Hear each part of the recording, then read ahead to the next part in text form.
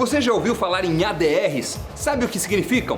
O Cafeína de hoje aperta a tecla SAP e ajuda você a entender um pouco mais do mundo das finanças. Cafeína que começa depois da vinheta.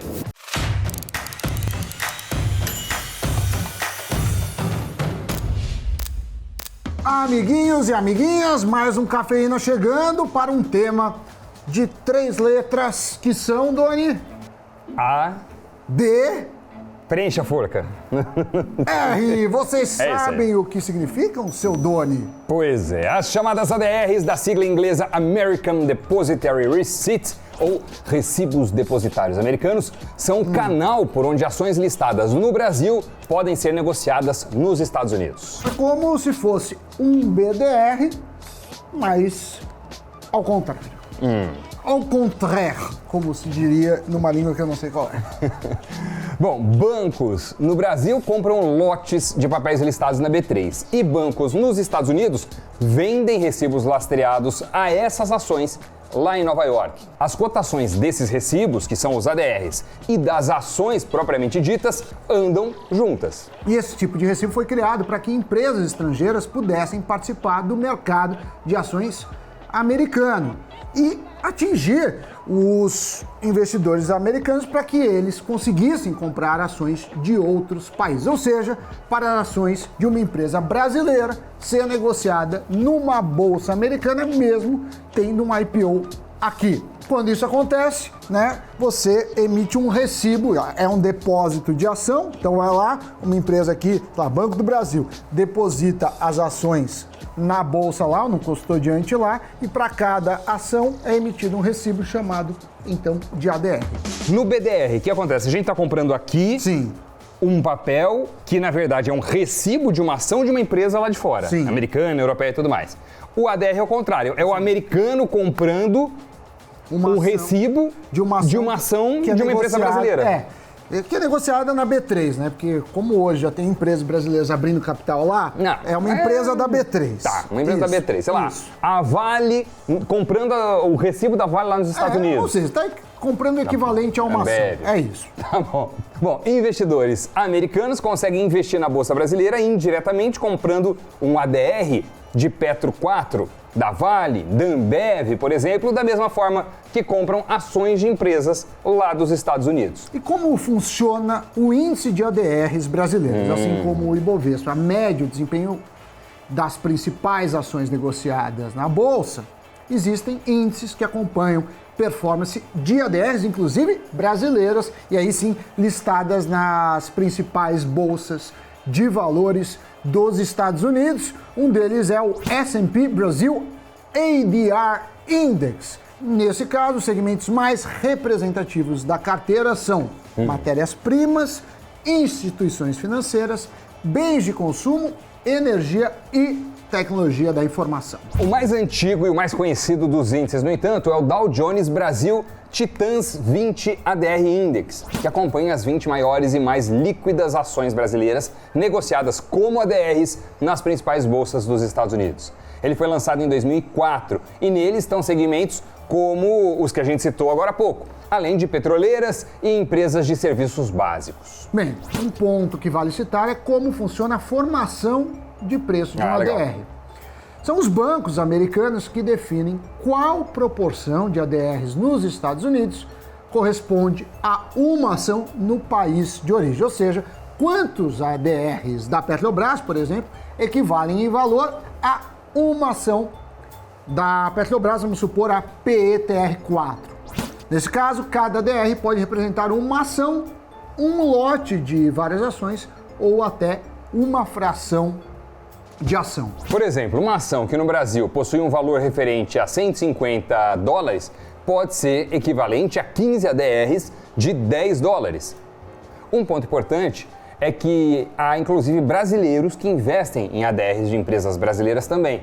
Normalmente eles fazem isso como uma estratégia de arbitragem, quando por algum motivo, alguma razão, acontece um descolamento, um descasamento entre os preços das ações originais, negociadas aqui na B3, e as ações ou os papéis em forma de ADRs negociados nos Estados Unidos. Porque você pensa o seguinte, quando você está investindo em, sei lá, Vale, é a mesma empresa. Então, normalmente, o valor dela, seja em ADR, seja em ações da B3, tem que ser a mesma coisa. Mas pode existir um descasamento pontual. Pode ser que, por qualquer motivo, lá na oferta e demanda de ADRs, o preço tenha se distanciado do valor das ações da empresa aqui. Então, existem algumas pessoas que fazem arbitragem, compra um, vende outro e vice-versa. Bom, falamos com o analista Eduardo Pérez e ele comentou que os ADRs se beneficiam com a valorização do real frente ao dólar, enquanto os BDRs se beneficiam da valorização do dólar frente ao real. Como os formadores de mercado, ou conhecidos market makers, ajudam provendo liquidez para os recibos, os ADRs tendem a seguir a mesma direção da ação aqui no Brasil, pois eles, os formadores de mercado, conseguem fazer a arbitragem entre os mercados sempre que tem qualquer dissonância. Então, se no Brasil a ação X está mais cara do que nos Estados Unidos, os formadores podem comprar as ADRs que eventualmente causam a alta do preço com essa tendência de equalizar a variação. Só que esse movimento pode ser feito tanto entre investidores quanto por fundos que operam nos dois países também. Porém, para poder comprar os ADRs, é preciso operar diretamente no mercado americano e, portanto, ter uma conta lá numa corretora. O primeiro passo é escolher justamente uma instituição, uma corretora, para fazer o cadastro, tem que enviar os documentos solicitados e uma vez que a conta estiver aberta, aí sim é fazer uma remessa de dinheiro para essa conta. E se você reside aqui, do Brasil para os Estados Unidos, que também precisa ser uma remessa autorizada, pelo Banco Central, então tem que fazer um câmbio oficial. É importante lembrar que há as tarifas cobradas pelas instituições financeiras, assim como o pagamento de IOF. Já quanto à cotação do dólar para fazer uma transferência internacional, o valor é baseado no câmbio comercial, geralmente com um spread, um adicional. Para os investidores americanos, a principal vantagem de comprar ADRs é ter acesso a empresas estrangeiras no próprio país, operando em dólares, sem precisar abrir uma conta em outro lugar, nem enviar dinheiro para o exterior. Isso elimina a burocracia, os entraves, além de possibilitar a diversificação na carteira. É a mesma coisa que a gente aqui poder investir através de BDRs, sem precisar abrir conta nos Estados Unidos, sem precisar fazer a conversão para dólares e tudo mais. Outra vantagem é que, como as empresas estrangeiras que emitem ADRs precisam seguir o regramento e a legislação vigentes nos Estados Unidos, alguns investidores se sentem mais seguros. Já pelo lado das empresas, uma desvantagem de acessar o mercado americano com ADR são os custos, que inclusive pode ser mais altos do que em seu país de origem. Bom, e assim como existem os BDRs patrocinados e não patrocinados, existem 3 tipos de ADRs e cada um deles tem as suas peculiaridades. Tem ADR nível 1, que é o tipo mais básico, onde as empresas estrangeiras não precisam fornecer tantas informações sobre suas finanças, uma vez que ele possui menos exigências da Comissão de Títulos e Câmbio dos Estados Unidos. Já no caso da ADR nível 2, ela possui um pouco mais de exigências do que o nível 1 que o Doni citou. Por isso, a empresa é obrigada a divulgar suas informações financeiras ao banco depositário. Em contrapartida, esse tipo de ADR costuma ter mais procura, mais negociações que o tipo 1.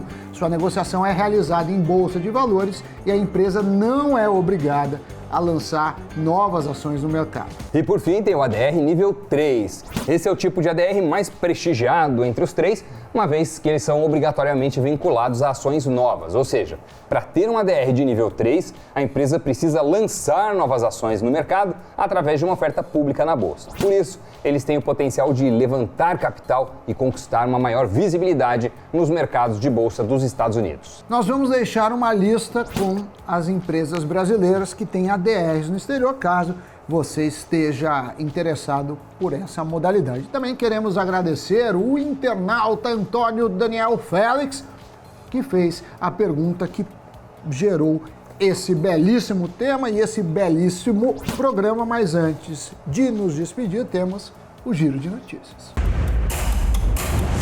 O Mercado Livre comprou 100% da plataforma de entregas Cangu, ampliando suas apostas em logística própria como diferencial na América Latina. O valor da transação não foi revelado. Com a aquisição, o Mercado Livre terá uma estrutura de cerca de 5 mil pontos de coleta e entrega de encomendas espalhados por 700 cidades no Brasil, além de México e Colômbia.